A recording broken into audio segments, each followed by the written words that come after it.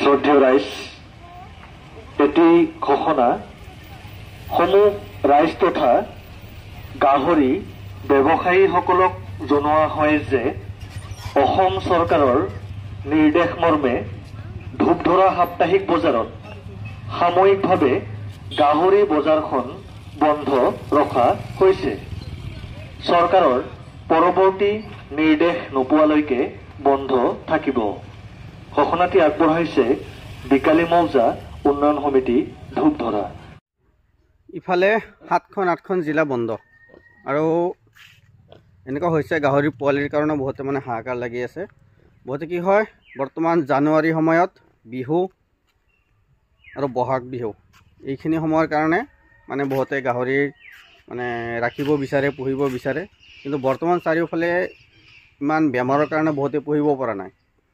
বৰ্তমান বহুত গাহৰি মানে বেয়া হৈছে, বহুত গাহৰি নষ্ট হৈছে বহুতৰ ফাৰ্মত। আৰু এনেকুৱা হৈছে বহুতে মানে এই যাতে 2-1 টকা পোৱা যায় বিহুৰ সময়ত, এই বিহুৰ সময়ত চাব মানে গাহৰি পূৰা লাইভ ৱেট 400 আহি যাব কেজি পাৰ কেজি, আৰু কাটিঙতো 600, 700, 800 এনেকুৱা চলি যাব বৰ্তমান পৰিস্থিতিলৈ। মানে বৰ্তমান গাহৰিয়ে নাই, বাহিৰৰ পৰাতো গাহৰি তাহাঁতৰ টোটাল বন্ধ। আৰু আমাৰ ইফালে বজাৰটো বন্ধ কৰি দিছে। মানে কোনোবাই যদি ঘৰতে 1 পিচ 2 পিচ এনেকুৱা লৈ আছিল ঘৰতে পুহিবৰ কাৰণে, বৰ্তমান মানে বজাৰ বন্ধ। ৰাস্তাত আৰু কোনোবাই লগ পালে সেইটো ধৰিব বুলি তেওঁলোকো আহিব পৰা নাই। কোনোবাই 1 পিচ 2 পিচ এনেকুৱা ঘৰৰ পৰা লৈ আছে। আৰু মোৰো ইফালে অৱস্থা বেয়া হৈ গৈছে গাহৰিক দানা খুৱাই মানে দিনৰ প্ৰায় 1500 টকাৰ মান দানা খৰচ গৈ আছে। টোটাল প্ৰায় 50টামান পোৱালি আৰু ডাঙৰ আছে 8টা। এই গোটেইখিনি মিলাই 1500ৰ ওপৰত গৈ আছে দানা খৰচ ডেইলি। এতিয়া মানে বাকীও আৰু দোকানৰ পৰা কিমান দিব, একদম পৰিস্থিতি বেয়া হৈ গৈছে।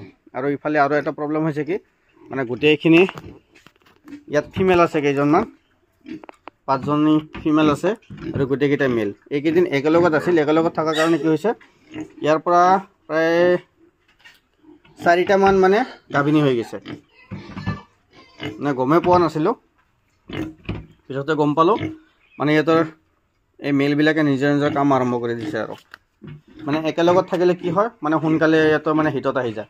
এই গোটেইখিনি হিটত আহিছে, হিটত আহি ইয়াৰ পৰা মানে 3জনী ডাইৰেক্ট দেখা পাইছোঁ, দেখা পাই লগে লগ ছাইড কৰি দিছোঁ। 3জনী গাভিনী হ'বলৈ দেখা পাইছোঁ। এতিয়া ফাৰ্ষ্ট এইটো নাৰাখিব পাৰে, গেৰাণ্টি নাই ৰাখে কি নাৰাখে।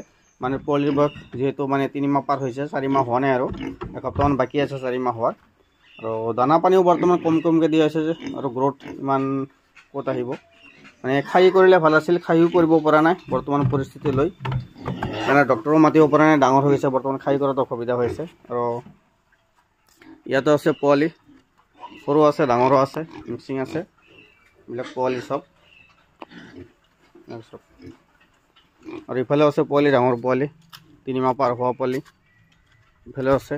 ইয়াতো একেই অৱস্থা, কোনোবা এটা হিটত আহিছে কিন্তু ৰখাৰে জেগা নাই বৰ্তমান, এনেকুৱা হৈছে। আৰু ইফালে আছে মানে একদম যিখিনি চাইজৰ আমি চেল কৰোঁ এইবিলাক, মানে 1.5 মাহৰ পোৱালি ইয়াত 6 পিছে আছে। আৰু যিমান মাহাৰী আছে, মাহাৰীবিলাক চাৰিওফালে বাহিৰত বান্ধা আছে। আৰু বৰ্তমান যি বেমাৰৰ পৰিস্থিতি কি হ'ব একমাত্ৰ ভগৱানেহে জানে। আৰু বৰ্তমান গোটেইকেইটা গাহৰি মানে বৰ্তমান গাভিনী হৈ আছে। তো যদি কাৰোবাক পোৱালি লাগে যোগাযোগ কৰি ৰাখিব পাৰে। মোৰ ঘৰটো আছে কামৰূপ জিলা বকো মালিবাৰী সত্ৰ, কামৰূপ জিলা বকৰ পৰা 40 কিলোমিটাৰ, গোৱালপাৰা জিলা ধূপধৰাৰ পৰা 15 কিলোমিটাৰ। আৰু কোনো ধৰণৰ ডেলিভাৰী দিয়া নহয়, মোৰ ঘৰৰ পৰাহে ল'ব লাগিব। যদি কাৰো সুবিধা থাকে ঘৰৰ পৰা লোৱাত যোগাযোগ কৰিব। ধন্যবাদ।